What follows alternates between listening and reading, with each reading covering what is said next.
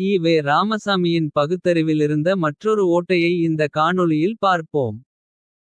ஈ.வே. ராமசாமி சொன்னது. நாளைக்கு வேண்டும் என்று தேடும் தன்னம்பிக்கையற்ற தன்மையும். எவ்வளவு கிடைத்தாலும் போதாது என்கிற ஆசை அடிமைத் தன்மையையும்.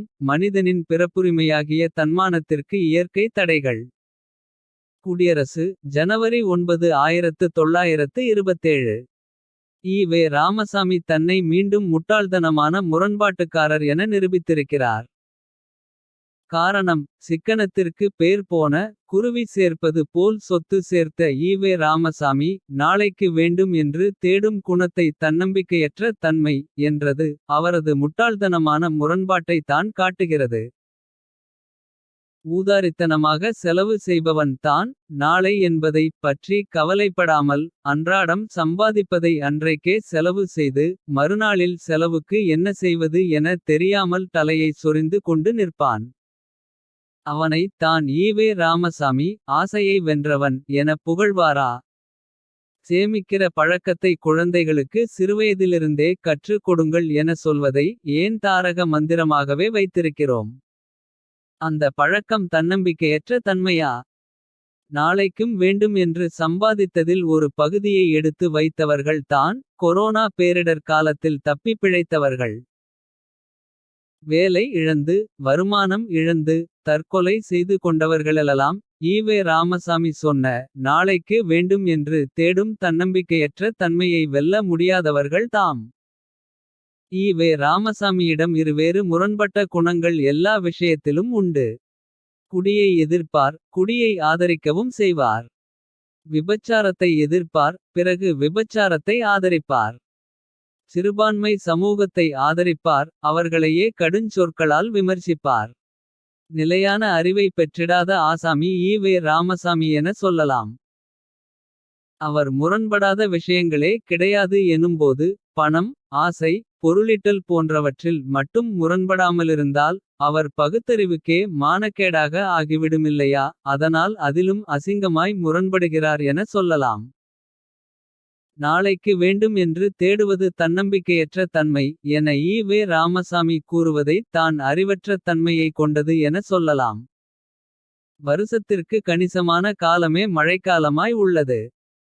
12 மாதத்திற்கும் தேவையான நீரை. அந்த சில காலங்களில் கிடைக்கிற மழைநீரை வைத்து தான் சரிக்கட்ட வேண்டும். இது குடா அணையை கட்டி வைச்சு மழை நீரை சேமிக்கிறீங்க. வெயில் காலம் வரும்போது அப்போது பார்த்துக்கலாம். ஏரியை வெட்டி எதற்கு நீரை சேமிக்கிறீங்க. வருசமெல்லாம் மழை பெய்யும் நம்புங்கடா முட்டாள்களா. என ஒருவன் சொன்னால் அவனை முட்டாள் என்று தான் சொல்வோம். அதே முட்டாள்தனமான தன்மை தான் ஈ.வே. ராமசாமியின் பேச்சில் உள்ளது. மனிதன் தம் வாழ்நாளில் பொருளீட்டும் காலம் என்பது. மழைக்காலம் போலே கணிசமான கால அளவில் தான். ஒருவன் தன்னம்பிக்கையற்ற தன்மையால் நாளைக்கு வேண்டும் என பொருள் தேடவில்லை. சில நேரங்களில் இன்றைய வாழ்வை போல் நாளைய வாழ்வில்லாமல் போகலாம். நாளை என்ன வேண்டுமானாலும் நடக்கலாம். நல்லா இருந்த மனுசன் தான். திடீர் முடியாம போச்சு. ஆஸ்பத்திரிக்கு போனார். 2 லட்சம் காலி என கூற கேட்கிறோம். இம்மாதிரியான செலவுகளுக்காக தான். நாளைக்கு வேண்டும் என பொருள் தேடுகிறானே தவிர. எவ்வளவு கிடைத்தாலும் போதாது என்கிற ஆசையினாலோ. தன்னம்பிக்கையற்ற தன்மையாலோ பொருள் தேடவில்லை. ஆனால் இது தெரியாத கூமுட்டை ஈ.வே. ராமசாமி. அடிமைத்தன்மை தன்மானத்தடை என்று அவன் வாழ்க்கையை பிழை கண்டுபிடித்து சொல்கிறார். ஒரே ஒரு அணா செலவு ஆனதற்கே ஈ.வே. ராமசாமி கொந்தளித்த கதையை வாசித்தோமேயானால். ஈ.வே. ராமசாமியின் சிக்கனம் தெரியும்.